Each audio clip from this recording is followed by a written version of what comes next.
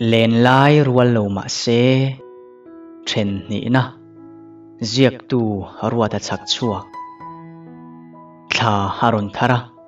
zan khat po ka online lai tak chuan Christy chuan profile picture ron change sa ka en renga ka fanu chuan khuma tangin alo en ve reng ti ka hello reng Christy mel chu ka en ngoya thil tam tak ka ngai tuani apa enga tinge thala ki ena thengil to ang iti sia aron tia boite kan thengil don alom atop nan voi khat ka en le lokani kha ani chuan apa ke pona top nan ka en ve du o kha ron en ro tun chia i muto don si Christy photo vel chu laptop a chuan ka tilang tuara ka fanu chuan a en ve kar mai adang dangte chu ka en kwaltir apa tun chia kan muto don amo khoya nge kaldon aron tilea boite i rethiam lovani kha hei heta te hian a mel tha tiro inula thuna chuan ama anga mel tha le du om hi inive du em katia o du chuan apa o Christina du lo na chan che ka ria engmo englo i yu patoe ni e boite chu wanga lom tiro muto ang o amudon chuan Christy photo vel chu reilo te kan en le loka ti chuan khuma ka mutira amut ma chuan a tong trai au Christy le apa ati vel chu ka he theriai ruai ka fanu chuan be sena nen pathian ala dil ngat mai siale thengil mak zokila a tha sin mole thengil ka duwa midang ka chai om tok nula le nu thloi te nen po kanin befo ma se ka fanu hi an thala ka entir ve zela an mel che mai an upat mel to si anuatan ka du lo ati mak zel aril ruwa Christy chu ala om ve rengani karing zan khachu laptop ma kalo thut lai chuan kan pu ten min ron bia varanda ka va biak lai chuan in chung lam ka en pheya ka fanu lekha azire mokati khan ka laptop chu alo khoi miala ka lu le lu lo choron en phei chen bok tuk vera tang chuan ka bi thla albama ka da Christy photo chu alo en reng mai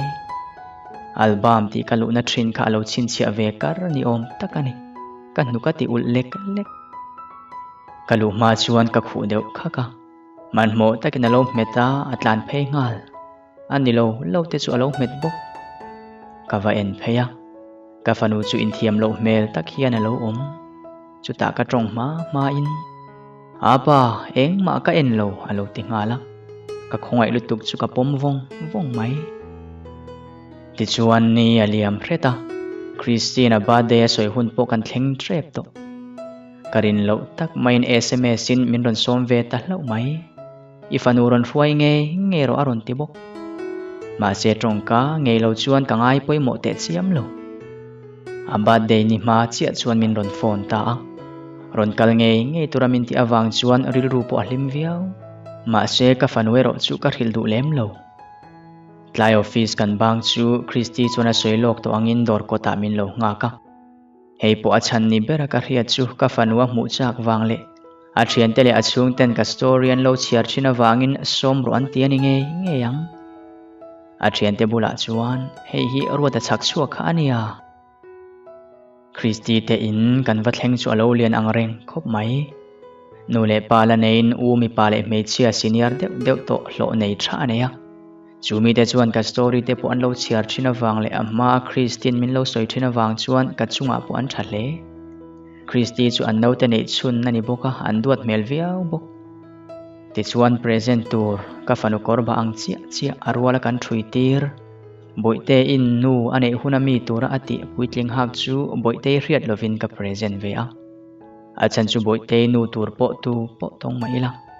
boite in nu atana adu ber nena ka hlan du ani Christy thiante motor dangin an ron thlen bela in mel riatir na ne chungvel chuan ka fanu chu Christy nu le pa a u le naw te ho chanan lo lom luaya ti chuan ke Christy le a thiante ho chu room rana kan thruwa te tuite chuan ron sem le vela kan in kabulami tenen chuan kan ti hloma kamazon deuh chia Christy le mi pakhat an thuduna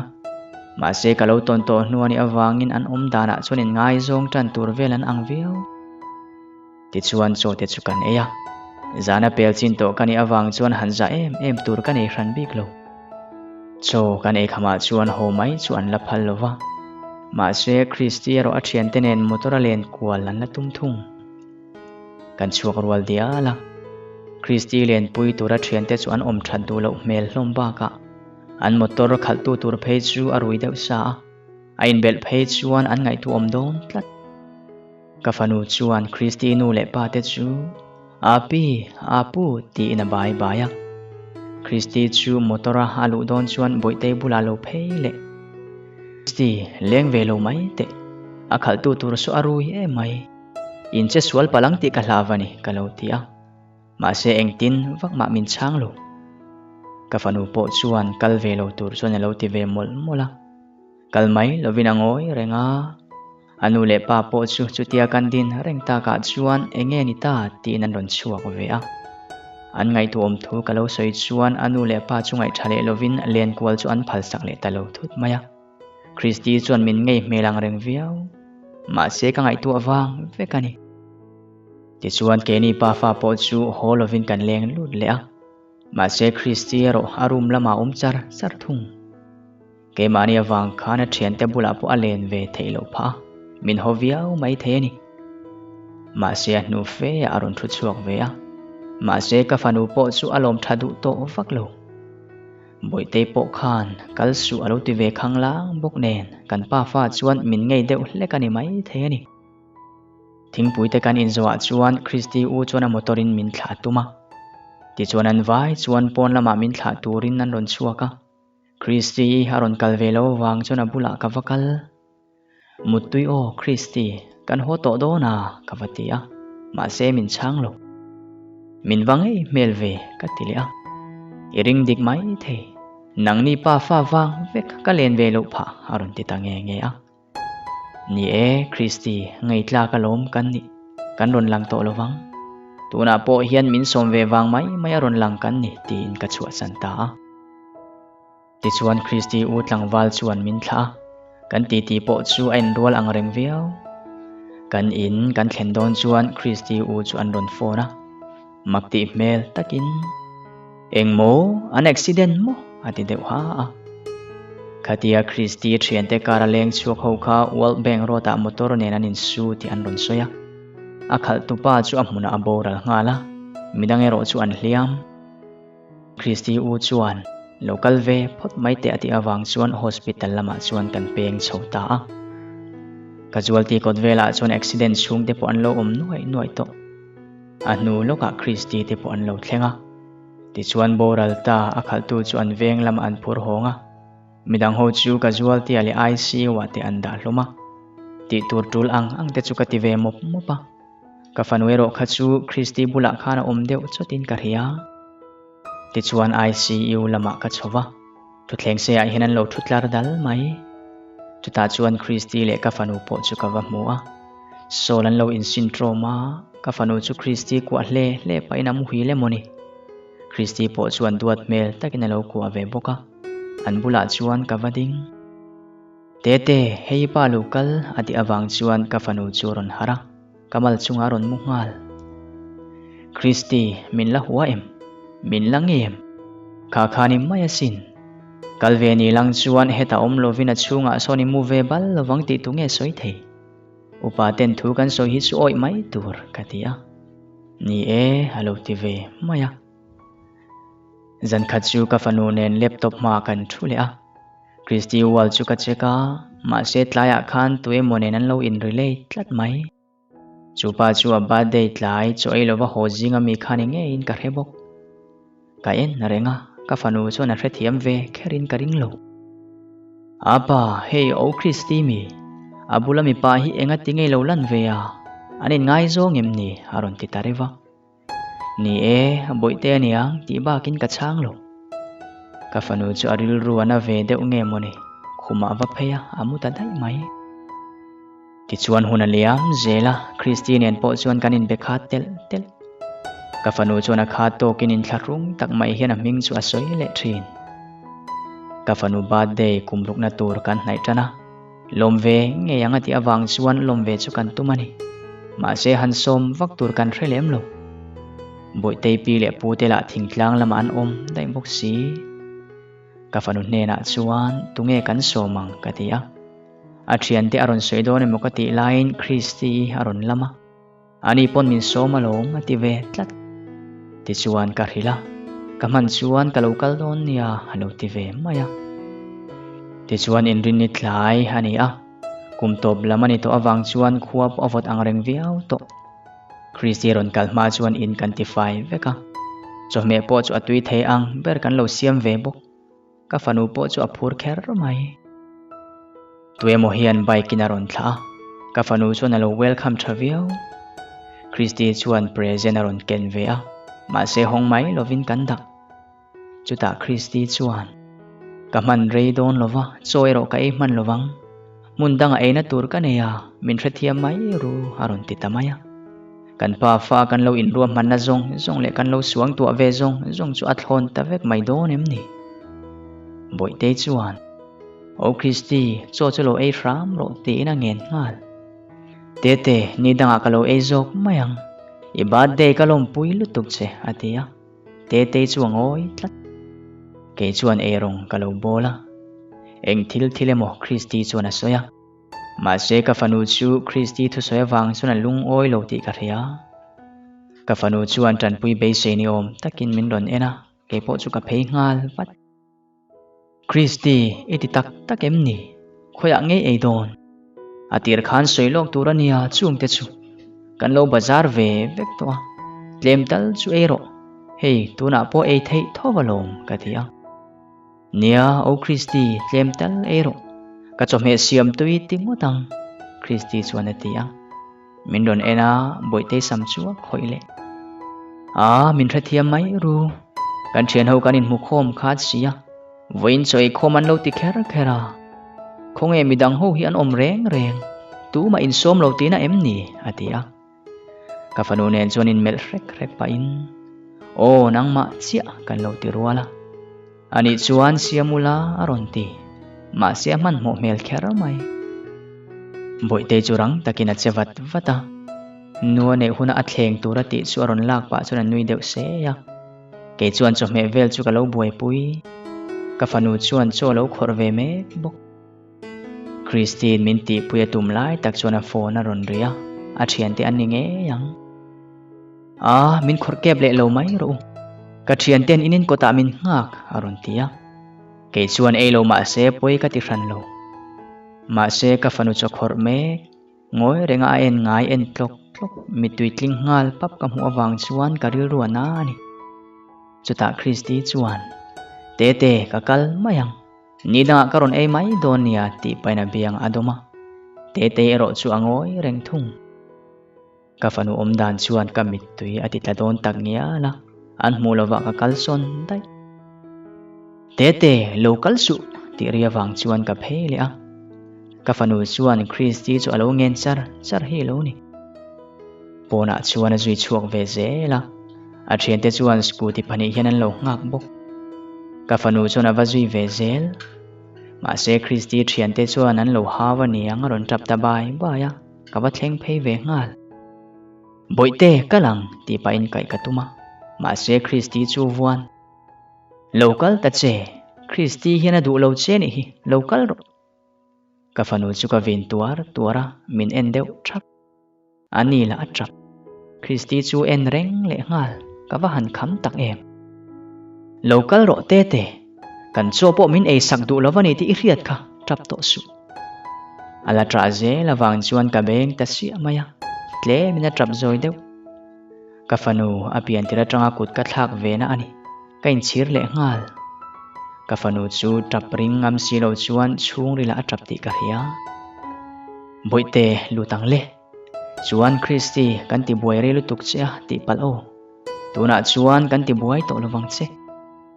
Kafanu chu pomin kan kalta Christi chu ngoi rengina dinga an kal ngalem ti kan threto lo kan so e siam sa chu angai ang thlapina lo la oma ngoi rengin kan thu so po chu kan e mu mal thei mang lo Kristi cho tur boite khorsa diam kan ma chu kan en renga ka fanu chu ami tuet la ma se trap ringam lo Kristi khan khongai na chete ma lo nei lo vani mo karil ruana ni Kristi cho tura kan da chu thau pakhat hian ron boma chuta ka thinarim phuta thleng chu ka vom dar ta chuai mai ka thova cho po e lo chuan ka laptop ma ka va thu ka secret juk lai chu ka hip ko ti chuan cho po e lo chuan thon thu chu ka jiak tanga rangara ka secret juk bung po avum thor ti a chuan sana ka ena dar som pakhat lo pel to ka fanu po kha ka lo ngai tu to lo reng ka thovata choi do kan chu alo fel dia ma kanin chung zong nen ka zong kwal chiam ka mulo in hoi te ka zong kwala kala mu chuang lo then om te ril donin an redia to kan kot kong phaya chuan ka zong phei ta chiama ma se ka mulo kong pui chak chia hian kan biak in na oma trong trai duan om reng thina wangin an kal ngai lo wani a om be sein ka chove topa kong ka chu tle min lo in hong sa kaluta karen po chu eng che chawani ka fanu chu pulpit bula chu nelo mukom nga ta rang takin ka pom ho ka mitui chu kadang seng mullo in kan thlena ka muthatir nuwa chuan ron harta apa choi ei to em ai boite karila tram lova apa doti soiti ka ria iril ru ka tina ta wangin pathian ne na ngai dam dil turin biakina khan ka kala chuan apa nu ka du to lo boite eng moi soi nu ka du to lo apa keima fekani nu ka du lo kan pani hian kan lim thowang tiro nu nei lo ma ila nang ma apa ka nei tho che kan lim thowang tiro aron tia ni e boite ipa ka omalong kan lim thowang pathian ina hun na tia chuan nu thatta kala pem mayang che muhil toro le apa present kha Kristi present chu kan hong china korfual moi takaloni tuivak lovin dar thalang ma chona wa hachina almira akhai mak ka fanu muthil nuwa chuan cho chu ka wa eya thleng kan dana chona ke inzom khom le to hi alo intarwa maya tlailam pangka thinri min ka vom ke ani ti ka ria ma se chu thleng chu kala dona adar hak mai char si lovin ka fanu chona lo wa khom ringot hi alo ni ti chuan super glue in ka char khoma ka dale ka fanu hian nuala be sei renga nei ala in ring tlatani ka ring ni tin kanin chunga chuan Kristi ming chu adai tiala kan pa fa chuan in ti hlim phet kan tumbo ka story zia vela mu thina wang chuan apa nang ma nga rai tarni hi kadu ati vere thin hunaliam zela ka fanu po alo fing vezel bo ziagle chiar po arwal puite aina thiam dai zo essay le article zia te ka zirtir thina wangin an school apo essay zia pakhan ani hialani ka fanu chuan min ti hlima min choi moi thei hle zan khachu apa he han chiarte min lon ti seka kanin china athupuya anu nena ka le khathon ti hi alo ni ka chiar chin anu hei itani fanu in le kha ka lo zia ke apa nen hian mo kan ngai theilu tuk che sin email la mu velo ma ila apa soidana chon email that karing ifanu pon ka chun che asin anu seitur ka nei tam lutu ke ain apa hina nei tam le zualang nang chu omla chuan nu mamo in apa nen kan omlawang ka tap thina apa poi amuhil theilowa aru kin na tap thina sin ke in fanu no pang mai hian ka nem theilo i tharau talin apa hilo nem ro tlai dar thum malo ria kan school to la ka thian te chu an nu tenan lo ngak thapa ma se nang chui om ve si lo nu ne na chung ko bazar te po apa nen kan sak ve theilu tu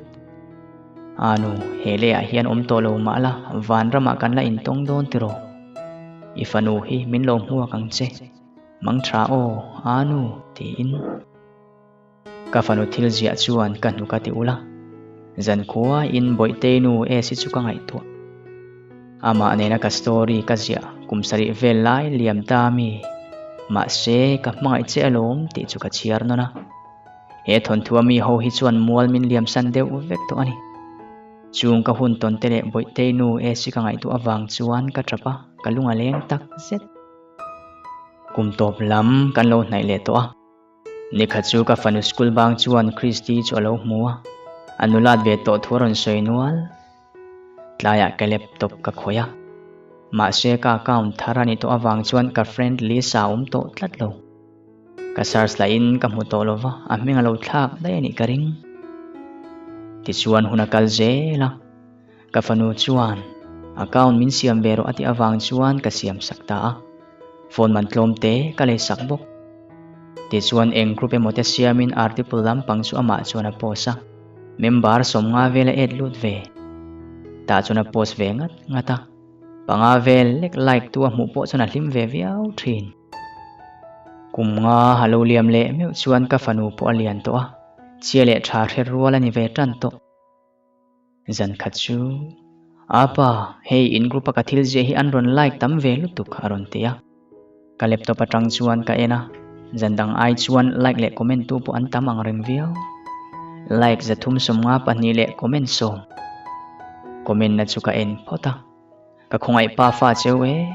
atop kha ka du atak takami ti vel boratam athupui en le tur chuan ka le chho wata len lai rual lo ma se ti hi lo ni e khai o tu tan nge azi aya upa lo du ve ni nge yang phong he kan chiar rim te ang tin ka chiar ta ani chu upa to hle a ma se ama ve thungero chu ala no pang hle ama chu apa bial noi mo te in kanun chu alo hlima a chan chu nu mangai na ka don ve chak wangani ti chuan kanu ni mai tura ka da to a ke po afanu du om takani wat ka ring thin ma se a thian ten inu ani lo min ti a ke chuan kanu ka ti lui tlata ma se khamini atang khana fanwa tan min lo pom thelo ti ka ria api apu anu tia kalo ko man hiya te kha khoya ngian om tak le an fanu an tunu kani man tre pe mo kalo tia ma se len lai rual lo wang pe kani he thu ka zia lai tal hi chuan anu tin ka ko le nang che tuna chuan he hi lo hriala ka du len lai rual lo ma se a soi rem thei ti hi pa voin chuan nuam mai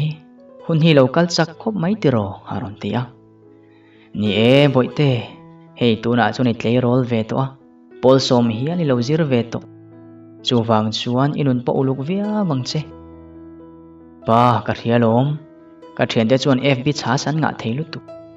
eng ma an ni tak tak lo ti nang ma atanga ka ria to awang khan tu ma hi karil ru ka da tak tak theilo ni e boite ani khop mai ma se mi hring kanin ang vek hleinem ka tong sual ve ani maya inu khan min boral san malu tukani pa chutin soisu malam hun thlirin kan om jok turani nang po ilangai renga ila upat mel chuang lo chuwang chuan story zia pakhat khuanu ruat ang deuh khan khuanun remati chuan nu chu kala nei emang ni e kumtam ma veita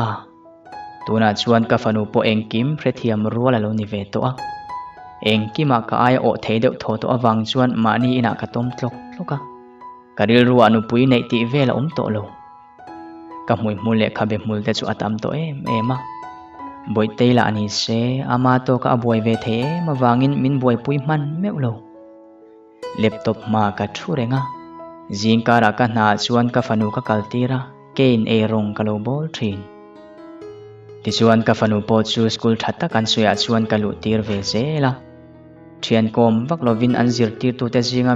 mi si chuna du sakle ti aron soi fowa athu zia te polo chiar ve thin thu a soi bok chumi nen bak chuan anin kom ngai vak lovani ome ni e ka fanu hi chu atet lai atang reng khan puitling kom nuam ti ve chi hrim hrimani chutia thian dang kom lova an mis nena anin kom chu a thajok viau bok zan kha chu ka fanu short story zia chu ka chiar ve a an mis ni om tak chuan kanau hi ka chuang te mai ania aron tia a profile ka cheka an teacher nge chu ani mail a photo ka en kuala tarmita vua misu ani nge in karya ma se ala upat mel lo viau tu khachu skula nu le pa an ko khoma chuta chuan mi si chu ka muta ani lano pang deuh in la senior deuh hi anga atarmit kala tang chuan min ron en le thina ka thia ta wang chuan ka samte chu ka tuai vele thuak zel atu ka fanu school bang ron ho chuan an miss khan min lo mu thua soya ipai chun wang ani mo email thata ifel em min tia aron ti kalom ve viau kum top lam maron ni a boite chuan ka birthday lo mang kan lom khat toy kan miss khan lom ula soya min ron so manga tia ti thua soya chutina na chu poi ka ti ran lo khamini atanga boite birthday kan lom le masak na bertura ni a khatiang ang boru kha chu athleng to em lowang chumo tlai aron ni a ka laptop ma ka thut lai chuan ka fanu le miss chuan ron thleng ni nge turani ka va pheya present aron keng erong ka bol vek to awang chuan kan siam ngala kan ei lai velte chuan miss su ka en le zeu thin ma se akun deuh tlat ka fanu nen chuan anin koma an nui le har thin so kan ei kham nu rei lo te akan kota chuan ron ruai tur motor ron thlenga an mi chuan kanin chu aron thlir let wanga chuta ka fanu le ke ma chumin en le ka fanu chu aku awang wanga a zia ka hrelo kher mai ti chuan motor a lutin min tlan liam santa a boite enga tinge miss khana ku awong che a pa ka rebik lo ati dan ve hrim alom ka fanu la chuan enga tan wa ka ngai lo ani mel ti chuan ka laptop ma ka thule ngal chata ka fanu churon kalin present chu aron kenga aron hong ngal angoi tak wanga chuan ka va ena kor chu lo en reng mai chu kor chu boite in nuane hunta na ati Christi ka present kha lo ni ani chuan mi sui kha Christi alo ni ti na ni mo boite in miss kha Christi vek mo lo ni katia chu wang chuna lom min duat em ma na tang khan ka heto ma se ka in ria tir du lova nang po ka hil du lo che ni kha len lai ro lo ma se ti ka zia tang khan min hreto min lo bereng thina a kauna chiat thule phaya om nu pon number min dila wangin min lo bereng thina lom ma se ka hil che chuan min how don si chuan skula po hian aman lo lut ro ka thok dona ti wanga nia lu ka dil che pa min ngai dam ro adita ni boite te mi su ka riat nu ang ka ti reng ani ma se Christi reng ka ril ro om to lo wangin ka hret chuak thei mai to lo ka fanu po chu ka hrethiam thowa ka thinlung alo tharle a hlau wanga soidu lo char lo ni yang Christi chu aru kin alo bereng thin ni om takani khuwa avotin thing na de chu an tlakola chuti line ke ka thin la ya Christi aron thar le ta a friend request min don thon kalo confirm mai du lo wangin boite chuan ka in thiar lok hlan na lo accept ma se an friend ngal kher ka tum lem lo ti chuan zana rei tiala chat po za som nga vel chowan ni ta Christi photo chu lo lang kur maya ka click fat status update ngai vak lo ani mail ma se pakhat chu ka like sak ve a ka chuk thlaje la notia chuan lutin he thu hi alo ziak ve always nang ka ton che atang khan piang non le ang mai kania ka ma ka du thu sam chu thamral mai turin ka phal ngai lo ma se mangai na hi enge ni mangai na hian huam chin anem ti min riat tira kha mangai na kha kalo hre thiam lova ma se tun thlengin kha mangai na khan engtik lai pon min la om pui reng si ka fanuni chak em le ka trang bel chak takha tui halin ka siam renga ma se chu nau pang be se na me cher de fan chuan eng lai po hian kanun hi alu khat si ani mi pui tling takle mangai na nga mel takani a mi chona trong kam chok chu changin rei tak thlengan men pha thin in khoma taima in na fanu chu en kol thiam hle a fanu chona nu dik taka mu ve man lova nu mangai na don na chak fo eng tik lai pon